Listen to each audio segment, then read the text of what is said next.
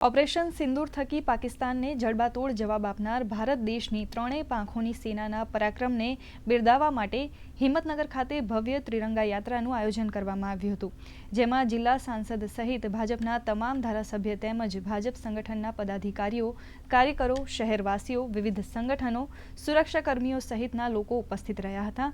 આ ત્રિરંગા યાત્રાની શરૂઆત હિંમતનગરના માર્કેટયાર્ડ ખાતેથી થઈ હતી, જે મુખ્ય બજારમાં થઈ શહેરના રાજમાર્ગો પર ફરી હતી। देश में सैनिकों सम्मान में अने एमनुं मनोबल वधारवा माटे आखा देश अने गुजरात में अने आवतीकाल थी तमामे तमाम तालुका मथके अने गामडाओमां पण आ तिरंगा यात्रा थई रवा जई रही छे। सैन्यनुं मनोबल वधारवा माटे, सैन्यनो आत्मविश्वास वधारवा माटे આજે દેશભરમાં તિરંગા યાત્રાનું આયોજન થઈ રહ્યું છે। આજે હિંમતનગરમાં પણ જિલ્લા કક્ષાનો તિરંગા યાત્રાનો કાર્યક્રમ હતો, તે એપીએમસી થી નીકળીને ટાવર ચોક સુધી આવી અને અહીંયા પૂર્ણ કરેલો છે।